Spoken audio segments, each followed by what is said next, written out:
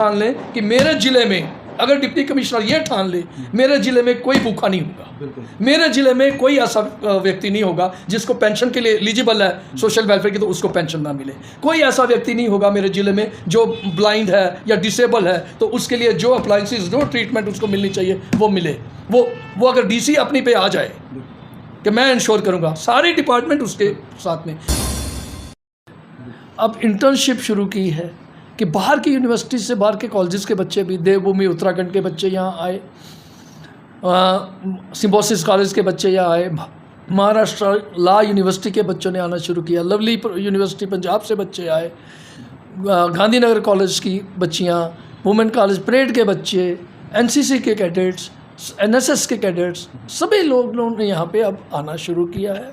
हम लोगों से ये भी अपील करते हैं कि आप अपना बर्थडे सेलिब्रेट करना चाहते हैं अपने परिवार के साथ, आप अपने सगे संबंधियों के साथ हमसे बातचीत करके प्री फिक्स करके आप आइए, अपना बर्थडे सेलिब्रेट करिए, कुछ पल खुशियों के इनके साथ साझा करें, कुछ इनके आशीर्वाद लें। बुजुर्ग, ये आश्रम किसी को कुछ देने की स्थिति में नहीं है, स्वयं बुजुर्गों के आशीर्वाद के।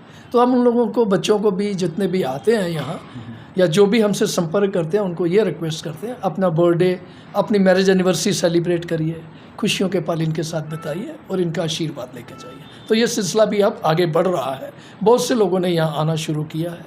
यहाँ पे लिफ्ट्स हैं, किचन अपग्रेड करनी है, यहाँ पे इन्वर्टर्स की कुछ ज़रूरत है, इन्वर्टर डबल बैटरी वाले, ताकि हर फ्लोर पे लाइट फेलियर के केस में लोगों को, हमारे जो बुजुर्ग यहाँ रह रहे हैं, किसी प्रकार की असुविधा ना हो। हम लोग यहाँ पे हमने एक फिजियोथेरापी सेंटर बनाया है, मेडिकल डिस्पेंसरी बनाई है एलोपैथिक। जो बुजुर्ग यहाँ रह रहे हैं उनके लिए टोटली फ्री है, दवाई भी, कंसल्टेशन भी, फिजियोथेरापी ट्रीटमेंट भी। पब्लिक के लोग अगर आना चाहते हैं तो उनको 20 रुपये चार्ज करते हैं टोटल। तो इस तरह से सुविधाएं बढ़ाई जा रही हैं, दानी लोगों की कोई कमी नहीं है। एक दानी सज्जन है वीरेंद्र सेठी जी, उन्होंने अभी हमें एक इको गाड़ी इम्प्रोवाइज़ की हुई वो दी है कि हमारा कोई वृद्धजन बीमार हो जाता है तो इसको तुरंत हॉस्पिटल में मेडिकल केयर में शिफ्ट करना है, तो वो गाड़ी प्लेटफॉर्म नीचे आ जाता है, व्हील चेयर पर बैठा के आप बटन प्रेस करना है तो वो बंदा, वो व्यक्ति बुजुर्ग जो है उसको आप हॉस्पिटल ले जा सकते हैं ट्रीटमेंट के लिए, चेकअप के लिए। दानी लोगों ने और भी इस तरह से मदद कर रहे हैं। जो हम खुशकिस्मत हैं कि हमारी रियासत जम्मू कश्मीर ने जनवरी 26 को इस होम को स्टेट अवार्ड से नवाजा है, स्टेट अवार्ड अनाउंस किया है और हमारी कोशिश है कि नेशनल अवार्ड में हम compete करें।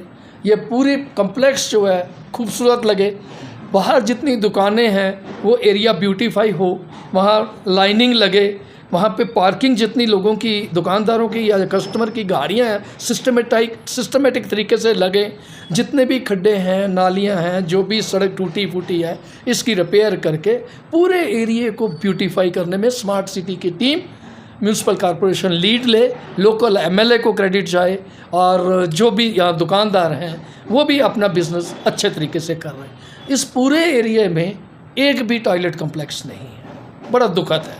यहाँ करीब 40 दुकानें हैं, इस चौक के आसपास ही 40 दुकानें हैं, 40 दुकानों का फुटफॉल, लोगों का आने जाने का आम रास्ता है, मेटाडोर स्टैंड है और यहाँ पे जिन लोगों ने गौशाला जाना है, विवेकानंद हॉस्पिटल जाना है, वृद्धाश्रम आना है, वेद मंदिर की तरफ जाना है, इस पूरे एरिए को पास में ही हमारे ये डिस्ट्रिक्ट जेल है, रणवीर गवर्नमेंट प्रेस है, ये पूरा एरिया जो है बहुत इम्पोर्टेंट है। इस एरिया को खूबसूरत, साथ में हमारा मंदिर है, पीपल का पेड़ है, इतना खूबसूरत इस एरिया को डेवलप करें कि लोग याद करें कि भाई म्यूनसिपल कॉरपोरेशन ने और स्मार्ट सिटी ने इसको ब्यूटीफाई किया है। और इससे ना सिर्फ बिजनेसमैन का बिजनेस बढ़ेगा, ओवरऑल एक व्यू जो है वो जम्मू शहर का एक अच्छा व्यू जाएगा, लोगों को अच्छा लगेगा।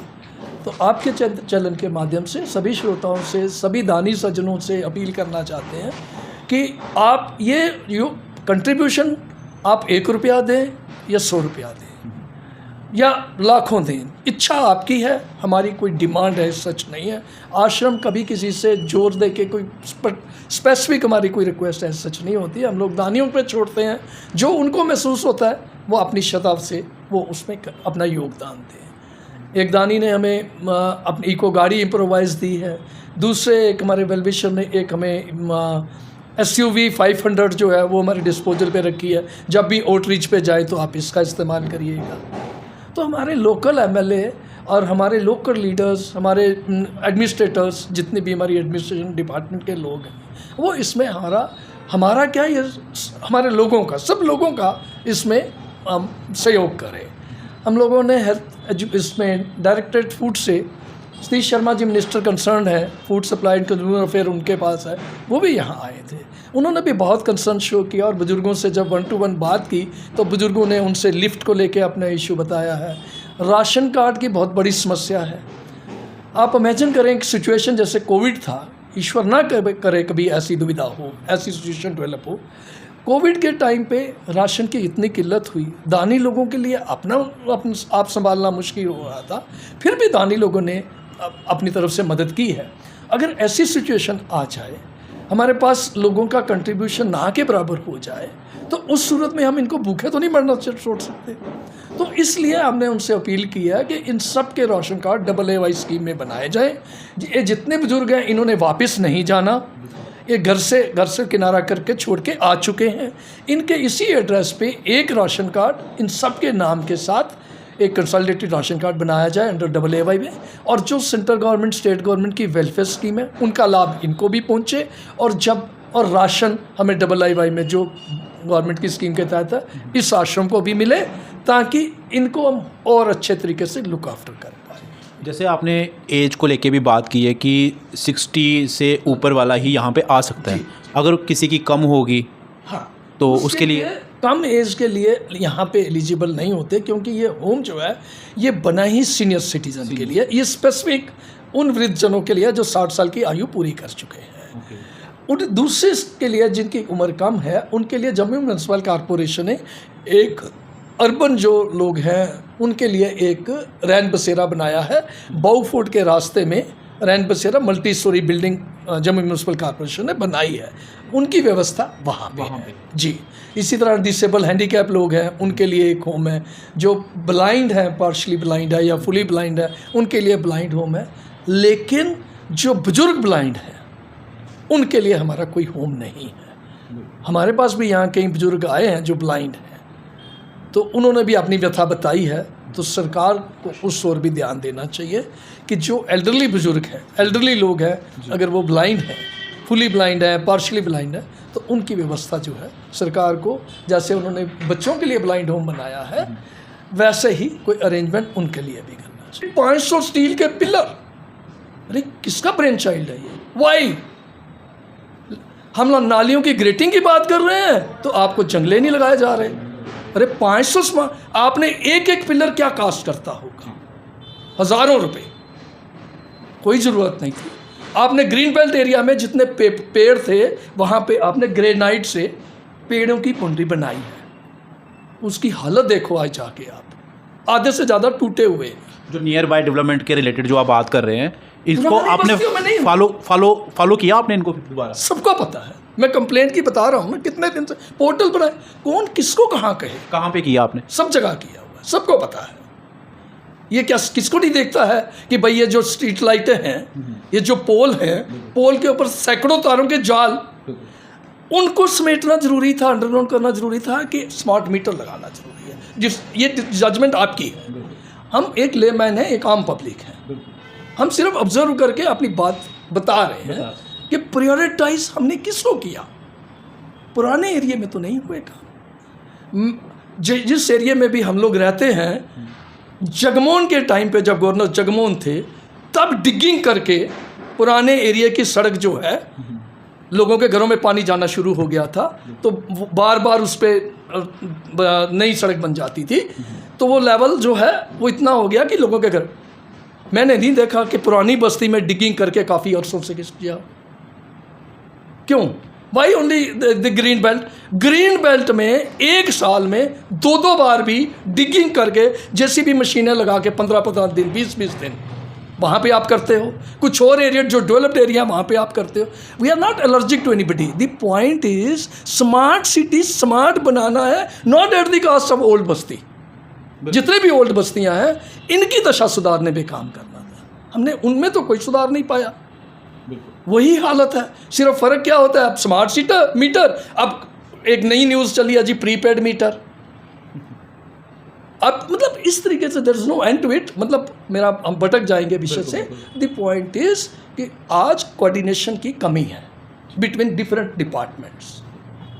हम लोग कोई ज़्यादा कुछ नहीं मांगते। लोग यही चाहते हैं कि भाई जो एजेंसीज हैं वो उनकी जो उन्होंने एडवर्टाइज किया है वो डिलीवर भी करें। एडवर्टाइज भले ही कम करो, डिलीवर ज़्यादा करने की कोशिश करो, लेकिन वो उल्टा रहा।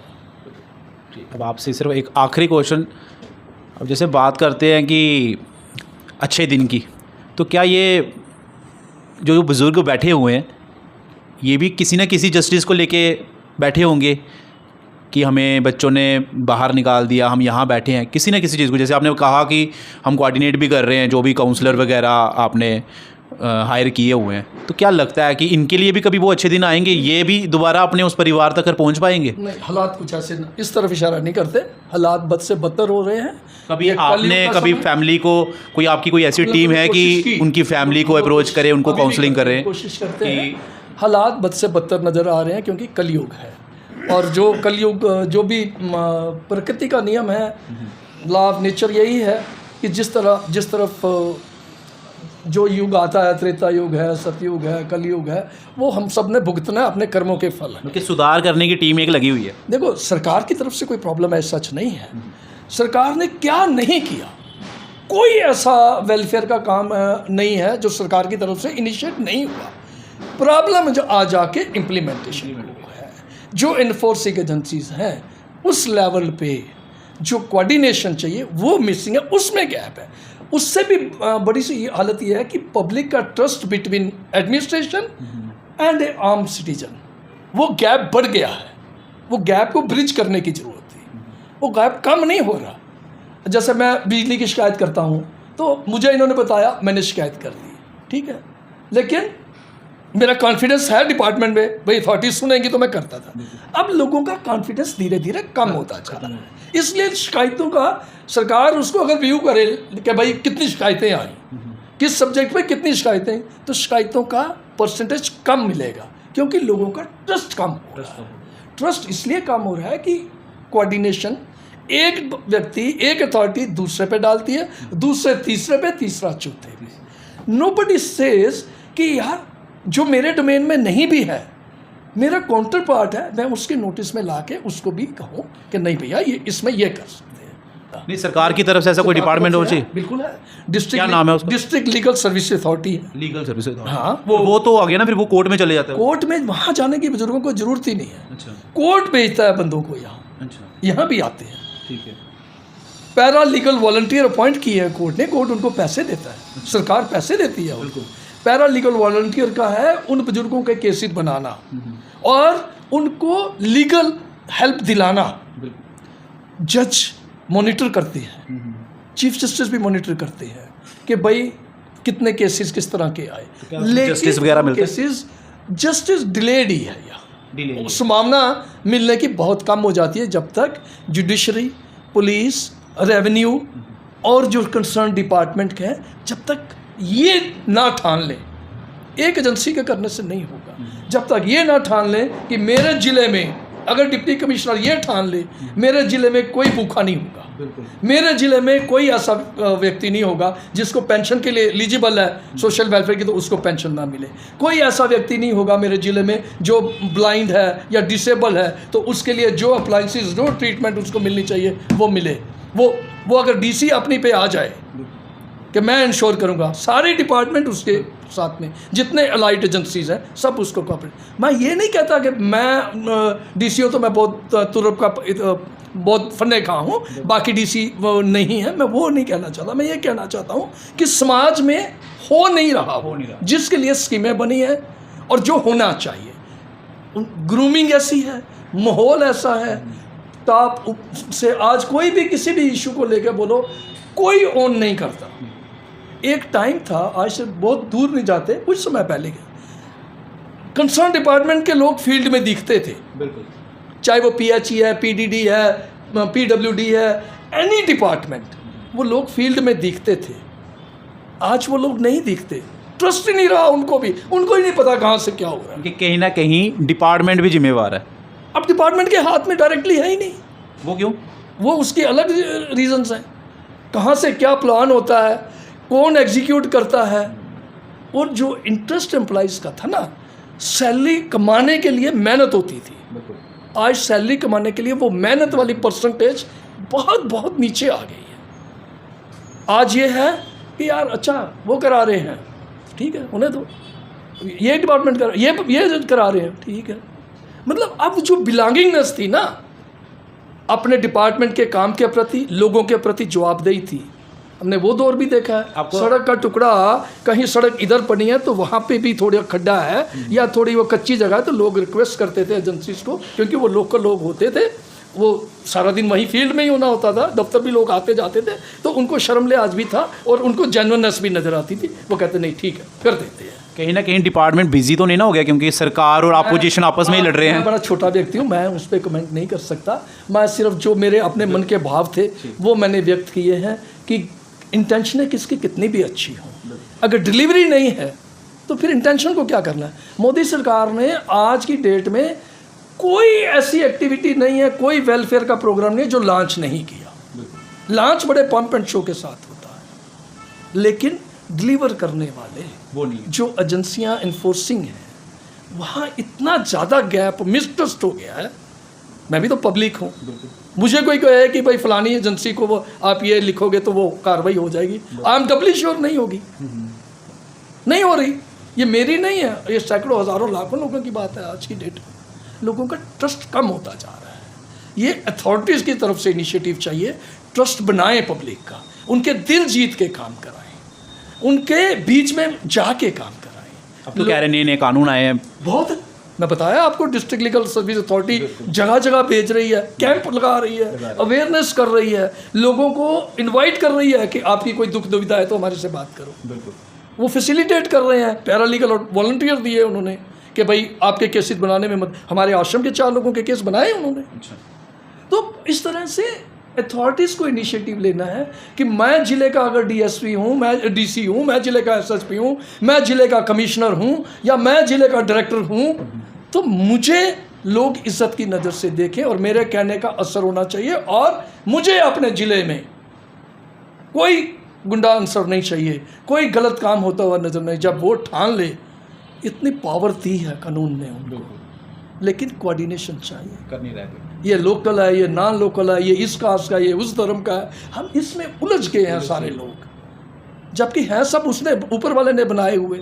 अगर हम मदद करने के, अभी इस आश्रम में हमें कोई प्रॉब्लम नहीं किसी भी धर्म का, कहीं का भी कोई, वो तो है, हम करते हैं और हमारे लिए सब समान है, ये तीर्थ स्थान है, हमारे लिए सब पूजनीय है। अगर एक जिले का जो भी मुखिया हैं, जो भी ज़िले के मुखिया हैं, अगर वो अपनी पे आ जाएं तो कोई वजह नहीं है कि सुधार ना हो। एक व्यक्ति, उसकी कमांड में इतने व्यक्ति हैं, इतनी डिपार्टमेंट है, उनको अपनी प्रायोरिटी फिक्स करनी है पब्लिक के लिए। अब हो क्या रहा है, meeting and all the time meetings है। अरे भाई मीटिंग्स में वो नहीं निकलेगा जो फील्ड में निकलने वाला है। हम लोग फायर हाइड्रेंट पॉइंट फंक्शनल कराने के लिए मार्केट में निकले, ट्रेडर्स का भी सहयोग मिला, बिजनेस कम्युनिटी ने किया, सिविल सोसाइटी ने किया, पीएचई डिपार्टमेंट आया, म्यूनसिपैलिटी आई, फायर ब्रिगेड वाले आए, क्योंकि डीसी वाज लीडिंग दैट। तो सभी डिपार्टमेंट साथ में हुए, लोग भी हुए, तो लोगों ने गाइड बताया भी कि ये बंद हो चुका जी फायर हाइड्रेंट पॉइंट, तो फंक्शनल करने के लिए हुआ। अब कल्पना करो ना, अब स्कूल में आग लग जाती है तो जी फायर वाले कहाँ हैं जी, एनओसी इसका नहीं है, उसका नहीं है। टाइमली कोऑर्डिनेटेड एफर्ट चाहिए, वो सिर्फ वो मिसिंग है, उसमें गैप पड़ रहा है। अगर वो दुरुस्त हो जाए, गैप आपस में कम होना शुरू हो जाए, लोग आपको खुद बताएंगे और लोग आपको कॉपरेट भी करेंगे। लोग भी चाहते हैं, समाज में सारे बेवकूफ़ लोगों की कौम नहीं है ये। हमारा देश बहुत व्यवस्थित है, ऑर्गेनाइज्ड है, पढ़े लिखे लोगों का जमाना है, इतने लोग हैं पढ़े लिखे, दिमाग वाले हैं, वो इसमें सुधार के लिए सपोर्ट करेंगे। Provided initiative should come from the top. आप मुझे एक ही बात बताओ, सारा दिन में स्ट्रीट लाइट में आप पूरा शहर घूमते, आपको स्ट्रीट लाइट नज़र नहीं आती, ऑन होती है, इसमें क्या कर रॉकेट साइंस है? दिन में स्ट्रीट लाइट ऑन है, वेस्टेज है, ये क्रिमिनल नेग्लिजेंस है, ये क्राइम है, क्रिमिनल नेग्लिजेंस है। पावर जनरेट करने के लिए कितना टाइम, पैसा, रिसोर्सेज जो है इन्वॉल्व होते हैं। तो आंखों को क्या पट्टी बंद गई सबकी, दिखाई नहीं देता, सुनाई नहीं देता, या आप अपने कमरे में ही सारा दिन बंद रहते हो क्या? आ जाके क्या होता है, दोष देते लाइनमैन कम है। अरे लाइनमैनों ने क्या करना भाई, आप सर्किट बनाइए, स्विच एक जगह से दूसरी जगह ऑफ करिए, ऑन करिए, लाइट हो जाएगी, सबको दिखता है। लेकिन किसी ने लीड ली। मुझे बड़ी हार्ट बर्निंग होती है, मेरा दिल दुखता है कि यार मीटर, हमारे घरों के इंडिकेटर, मैंने अपने इंडिकेटर बंद करा दिए जिससे अंधेरे में दिखता है कि लाइट है कि नहीं। तो आप शरेआम यार हाई मॉस्ट लाइटें जो हैं वो भी ऑन है। पहले ये लिमिटेड था, अब आप आर्मी एस्टेब्लिशमेंट में देख लीजिए, पुलिस एस्टेब्लिशमेंट के बाद देख लीजिए, गवर्नमेंट ऑफिस के बाद देख लीजिए, मैक्सिमम जगह लाइट डे में आपको ऑन मिलेगी, ये मैं दावे के साथ कहता हूँ। रिलीजियस प्लेसेस देख लीजिए, बड़े बड़े मॉल देख लीजिए, अरे यार 4 लाइटों से अगर काम चलता है तो 40 क्यों? एक तरफ आप कहते हो एनर्जी नहीं है, पावर नहीं है, दूसरी तरफ 40 वालों को समझाइए ना, क्या वो 40 का पैसा देते हैं? नो, वर्केबल ही नहीं है। इतना पैसा देंगे तो 1 रुपए की चीज़ 25 रुपए में बिकेगी, लेकिन वो एडजस्टमेंट नहीं। तो क्लबों में जाइए, जो क्लब में सारा दिन लाइट चलती, मतलब फालतू सारी लाइटें चलेंगी। किसी भी क्लब में जाइए, क्लब्स हमारी प्रायोरिटी है या गरीब हमारी प्रायोरिटी है? मेरी स्ट्रीट लाइट नहीं चलती 6 दिन से सपोज, और उधर क्लब में दिन में लाइटें चला, क्लब में जहाँ 10 लाइटें चाहिए वहाँ 500 लाइटें हैं। वो पैसा किसका है भाई? वो कि डे में स्ट्रीट लाइट इफ ऑन, तो आप कहते हो पावर शॉर्टेज है, फिर नई नई स्कीम लाते हो, पावर टैरिफ बढ़ा दो, लीकेज बढ़ी है। वो ये लीकेज, वो लीकेज दिख रही है जो कहीं है, वो भी इनकनाइमस ही होती है, बगैर मिली भगत नहीं होती, वो लीकेज दिख रही है। और जो ये सारा दिन जो लाइट डे में ऑन रहती है उसका क्या? कौन आज तक कल्प्रिट निकला? किसी को सजा हुई? किसी के अगेंस्ट कोई एक्शन हुआ? सारी एजेंसियां, सारे डिपार्टमेंट है ना। आपने पावर डेवलपमेंट कॉर्पोरेशन बना दी, रेट फिक्स करेंगे, इलेक्ट्रिसिटी रेगुलेटरी अथॉरिटी बना दी, लेकिन वो जो चोरी हो रही है वो एक एस्पेक्ट है, लेकिन जो शरेआम डिपार्टमेंट की वजह से वो जो लाइटें दिन में ऑन रहती है, वो उसकी चोरी कौन कर रहा है? वो किसके जिम्मे है? अल्टीमेटली लोड किस पे है? पब्लिक पे। ये है सूरत। चलो, बहुत सारी बातें जो हैं सर ने हमें बताई हैं, अब आप ही इसमें कमेंट करके बताओ क्या इसमें सही है और क्या गलत है, डिपार्टमेंट की तरफ से क्या नहीं हो रहा है ये भी हमें बताइए। तो मुझे दीजिए इजाज़त, मैं Aman Kumar, A.1 social information TV में आपका बहुत बहुत धन्यवाद करता हूँ।